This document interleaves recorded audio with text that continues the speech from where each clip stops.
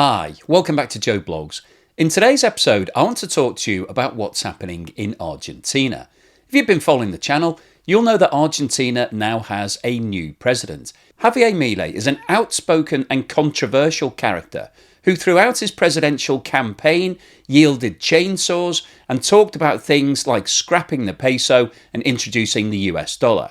Now, he took power on the 10th of December and introduced a number of radical policies, and those policies have had a big impact on Argentina. Milei said when he took over that things were likely to get worse before they got better, and he was right, because now Argentina has the highest rate of inflation in the whole of the world, higher than Venezuela and higher than Lebanon. So this is an accolade that Argentina didn't really want, and the current rate of inflation is the highest that's been seen in the country for more than 30 years. So in today's video, we'll take a look at the reforms that President Milei introduced immediately following his inauguration. We'll then talk about what the response to that has been, because whilst he was very popular during his presidential campaign, some of the people don't like the austerity policies that he's now introducing into the country, raising taxes and things like that. So there have been some protests against him. We'll then take a look at what's going on with inflation, have a look at what's happening in the economy, what's happening with interest rates. We'll talk about where the peso is right now, because the peso is one of the biggest issues that Argentina is trying to address. The value of the peso is falling on a daily basis. We'll then talk about what's going on with the IMF, because Argentina is the single largest borrower of money from the IMF. It's got a facility of $44 billion. And then finally today, I'll wrap up with my summary. So what I think is likely to happen in Argentina over the course of the next 6 to 12 months, and whether or not things are going to get better in the short term, or whether it's going to take a very long time to be able to improve the situation. But before we get started on all of that, once again, thank you so much for everybody that sent me kind messages. Really appreciate that. And also thank you for everyone who's supporting the channel. If you've sent me a YouTube super thanks, or bought me a coffee, or signed up as a patron or a member, thank you so much. It really does help me to keep the channel going. Now, I get a lot of comments about the videos that I'm posting on this channel, and some people say they're a bit boring. I don't introduce any music, there's nothing very exciting happening. But Javier Milei, the new president of Argentina, is very exciting.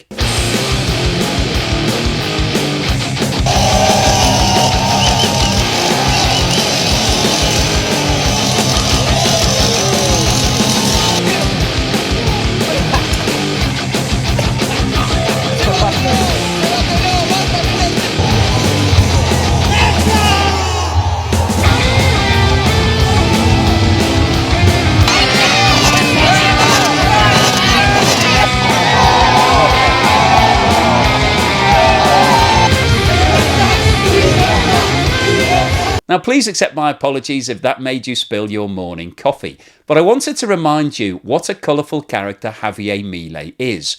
And during his presidential campaign, he made a number of promises that he was going to revolutionise the economy of Argentina. The economy has been in dire situation for a long period of time, and he believes that it needs radical reforms to be able to put it back on track. And true to his word, shortly after taking over as president, he submitted a reform bill that included 664 different articles that he wants to change about the way Argentina is governed.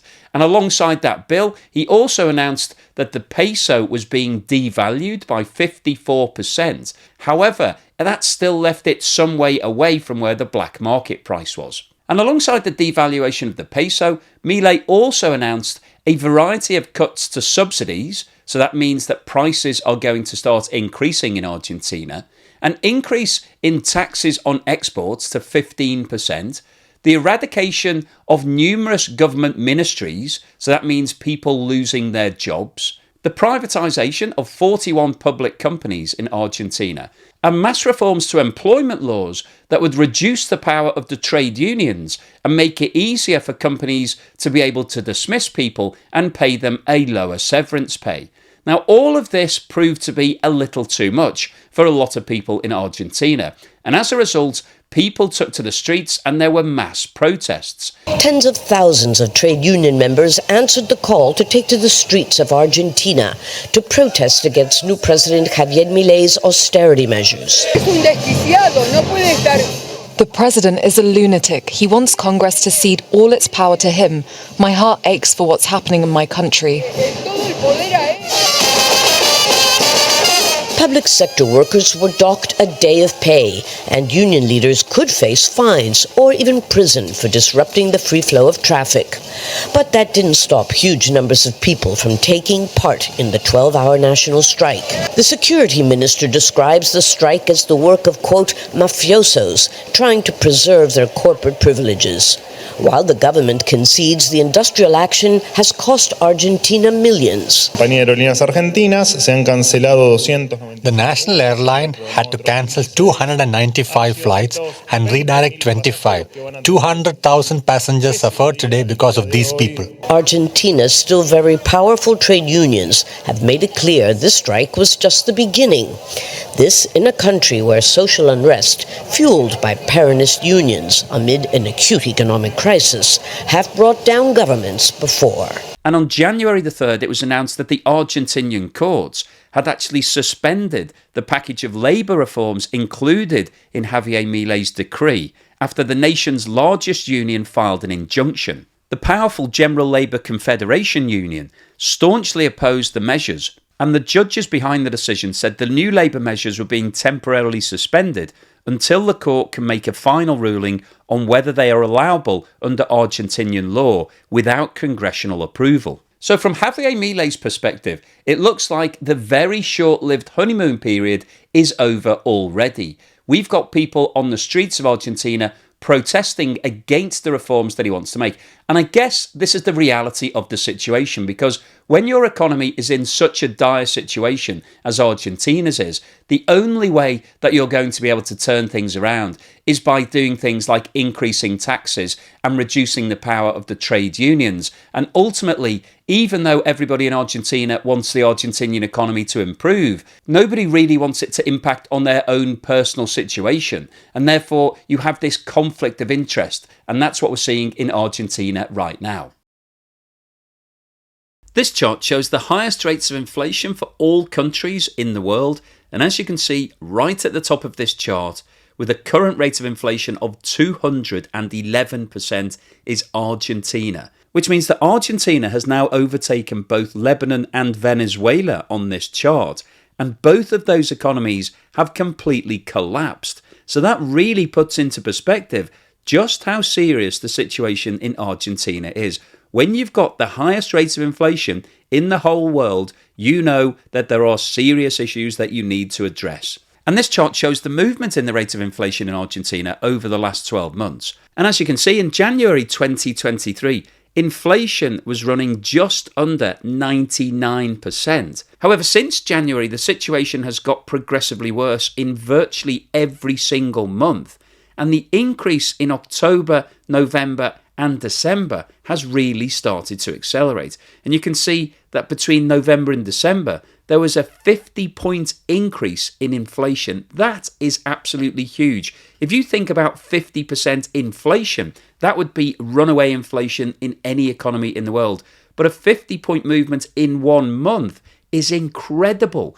This is really putting a lot of pressure and strain onto the people in Argentina. And the current rate of 211% means that year on year, the average price of goods in Argentina today is 3 times higher than it was this time last year. Now, you may be sitting there thinking, well, is this really big news? Because hasn't Argentina always had high rates of inflation? And to answer that question, this chart shows the rate of inflation over the last 25 years.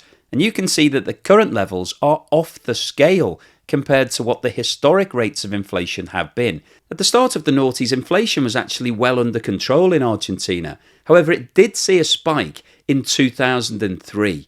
And between 2004 and 2014, the rate of inflation remained at a manageable level. Between 2015 and 2020, it did start to increase and hit a level of around 50% in 2020. However, the current rates are significantly higher than that and are heading towards the dreaded hyperinflation. This chart shows the movement in food prices in Argentina over the last 12 months. And this is a metric that I always like to look at because the impact of food price increases is always more severe on the poorest members of society because they're spending a larger percentage of their disposable income on food. And as you can see, the shape of this chart is very similar to what we just saw for actual inflation. However, the levels are higher and the current rate of food inflation is more than 250%, which means that on average, food prices today are around 3.5 times higher than they were this time last year. And to put the movements in inflation into perspective, this chart shows the movement in wages in Argentina over the last 12 months. And this data has only been supplied up until October. We don't have any figures for November or December yet. But you can see that in the 12 months to October, the rate of wage increases was less than 9%. And when you compare that to the current levels of inflation of 211% and food inflation of 250%, in real terms, the people in Argentina are really suffering because their wages have only gone up slightly, but prices have gone up dramatically. This chart shows the 12-month rolling GDP figure for Argentina dating back to January 2021. And what this chart shows is that since the third quarter of 2021, Argentina has seen a rapid and consistent reduction in the level of its GDP. And in the two most recent quarters, which are quarter 2 and quarter 3 2023, Argentina has actually seen a fall in its GDP, which means that the country is now officially in recession, because the commonly accepted definition of a recession is when you have 2 consecutive quarters of falling GDP. Now, the latest figures that we're looking at here are actually for the third quarter of 2023, so the period to the end of September, and that shows that GDP fell by 0.8%. We haven't seen the figures yet for December, however we do have some data for November. This chart shows the level of economic activity in Argentina dating back to 2019. The scale on the right hand side of this chart shows the percentage movement from minus 30% at the bottom to plus 30% at the top. And the two different charts here, the sections coloured in red and green across the middle of the chart, record the month-on-month movements in economic activity, and the black line chart shows the year-on-year movement. And as you can see, the black line chart shows exactly the same trend that we just looked at for GDP, with a significant fall from the start of 2021 and a movement into negative territory in 2023. And the most recent figures for November 23 show that economic activity fell by 1.4%. So what we're seeing is a continuation of the trend, and it's likely, therefore, that Argentina will remain in recession when we get the figures for quarter 4 of 2023. This chart shows the movement in the official rate of interest in Argentina over the last 5 years. And what this shows is that from the middle of 2020 to the end of 2023, Argentina progressively increased its interest rate from a level of around 10% to a high of 133%. Now, if we zoom in and have a look at what's been happening over the last 12 months, you can see that this time last year, the official rate of interest was sitting at around 70%. It was then increased on multiple occasions to the high of 133%. And really interestingly, following Javier Milei's appointment as president, the decision was taken to reduce the rate of inflation from 133% to 100%. Now, this is obviously relatively unusual because the traditional economic theory tells us that when you have high rates of inflation, you need to increase interest rates because it discourages people from taking on more debt. It also theoretically encourages people to save more, to put more money into the bank because they're earning a higher rate of interest. So higher rates of interest generally lead to a reduction in spending, which should therefore lead to a reduction in prices. If demand goes down, then price should also fall. However, one of the problems that Argentina has now is that the link between interest rates and inflation has been broken as a result of the fact that there is a high level of dollarization, and a lot of people are no longer using the peso, and this interest rate only relates to peso transactions. So when you have a decoupling of the economy, if your currency is no longer used by the majority of people in the country, it becomes very difficult to control inflation by increasing interest rates. So the logic that Javier Milei is now following is that he's going to bring interest rates down to a more manageable level to try to get back control of the economy. And this will be one of the key challenges that he's facing. Will this work, or is Argentina ultimately going to head towards being fully dollarized? Now, as I mentioned at the start of the video, one of Javier Milei's campaign policies was that he was threatening to scrap the peso and move Argentina to using the US dollar. Now, following his inauguration, he didn't actually do that. What he did was announce a 54% devaluation of the peso. And the main reason that he did that is that there are actually two exchange rates in Argentina: the official rate of exchange and the black market rate. And the vast majority of people in Argentina are using the black market rate. This chart plots the exchange rate between the US dollar and the Argentine peso dating back to January 2023. And the scale on the left-hand side of this chart goes from 0 at the top to 1,200 at the bottom. So that basically means that $1 is trading for 1,200 pesos. And we've got a number of different lines on this chart. The orange line is the official rate of exchange. So that's the rate that's set by the Argentine government. And the other lines are basically the black market rates. And as you can see, there is clear daylight between these two lines. Now, back in January 2023, the official exchange rate published by the Argentine government was around $1 for 200 pesos. However, at that point, the black market rate was $1 for around 350 pesos. So that obviously represents a significant difference. Now, if we look at what happened in the first 8 months of 2023, between January and August, the official exchange rate reduced from around 200 to closer to 300. However, the black market rate reduced at a slightly faster rate, and by August 2023, $1 was trading for around 500 pesos on the black market. In September 23, the Argentine government announced a devaluation of 18%, and the official exchange rate dropped to around 350 pesos. However, the black market rate moved more significantly, and at that point, $1 was trading for around 700 pesos. Now, between September and December 2023, the official exchange rate didn't really move. However, there was a significant deterioration in the black market rate, and by the start of December, $1 was trading for around 1,000 pesos. Now, as we've discussed, following Javier Milei's appointment as president, he announced a 54% devaluation in the peso to a rate of around $1 to 800 pesos. However, unfortunately, the black market rate has also reduced significantly, and $1 is now trading for more than 1,200 pesos. So there are basically two takeaways from this analysis. Firstly, we are seeing a constant devaluation of the peso. Everybody is losing confidence in the currency. When the government devalues the peso, the black market devalues it at a faster rate. Nobody wants to use the peso. So that's a problem in itself. And the second issue is that the more this happens, the more the value falls, it's more likely that more people will be using the dollar. And that means that there is a very real risk that at some point, Argentina will actually abandon the peso, because if it becomes worthless and inflation continues to escalate, everybody will lose confidence, everybody will use the US dollar, and there comes a point when there is no point continuing trying to support that currency. As I mentioned at the start of the video, Argentina is the largest single borrower of money from the IMF. So what's the IMF's view of Javier Milei's new presidency? Are they impressed? Are they happy? Are they wanting their money back? Well, the simple answer to that is that the IMF like what Javier Milei is doing. And on the 10th of January 2024, the IMF announced that Argentina would be given access to a further $4.7 billion US.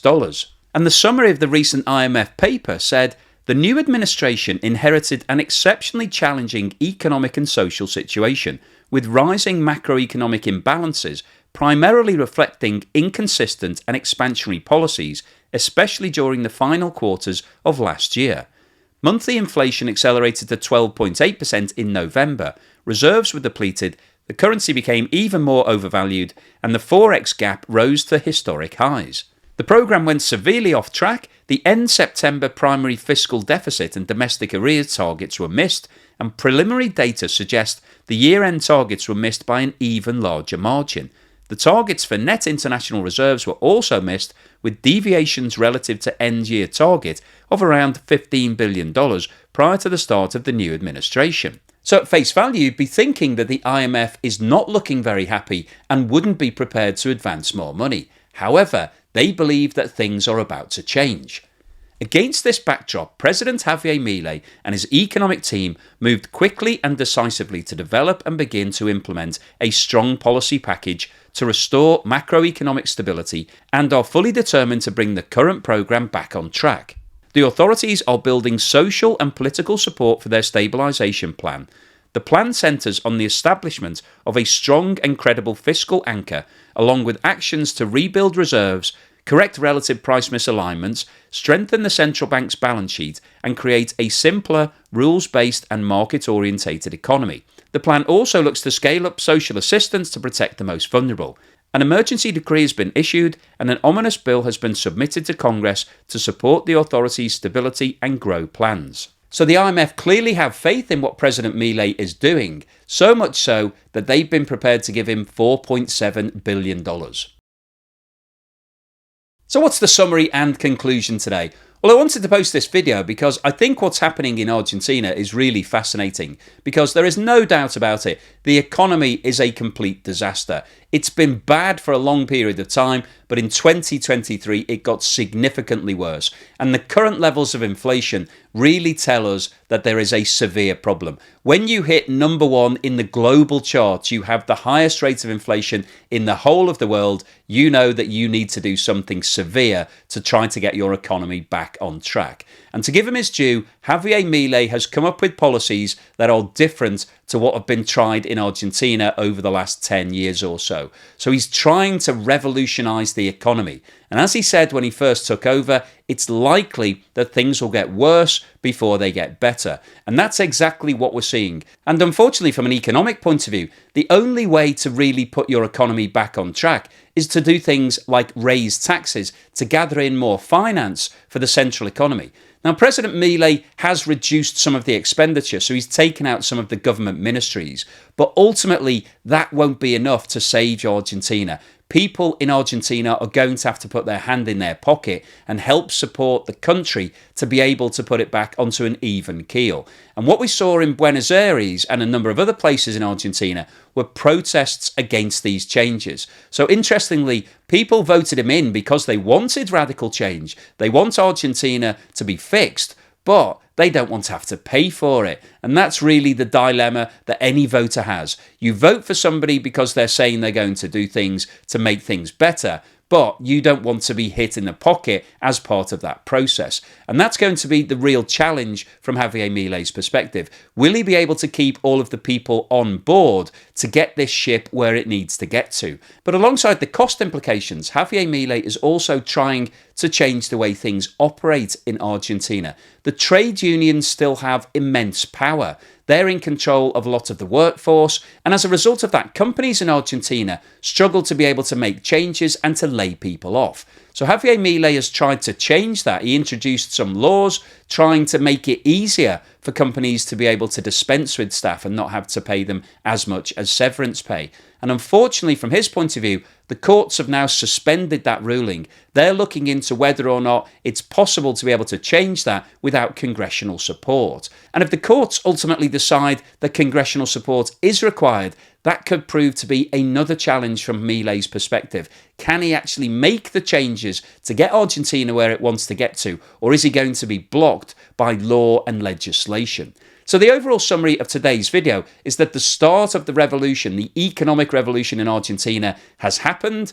It's gone down quite badly with some of the people because it's going to cost them money. To be able to get where it wants to, people are going to have less disposable income. And that's coming at a time when inflation is off the scale. So in the short term, it's proving to be relatively unpopular. But hopefully people will be able to see light at the end of the tunnel, to be able to see exactly what Milei is trying to achieve. Because if Argentina doesn't introduce radical reform, it's likely that things will just continue as they have done in 2023. They'll get worse and worse, and at some point the whole economy will completely collapse. So I'll keep you posted on exactly what's happening in Argentina as soon as there's any major developments. Hopefully you've enjoyed today's video, you found it useful, informative and thought-provoking. If you've liked what I've said, then please give me a thumbs up. Thank you for watching this video all the way through to the end, and here's something to put a smile on your face.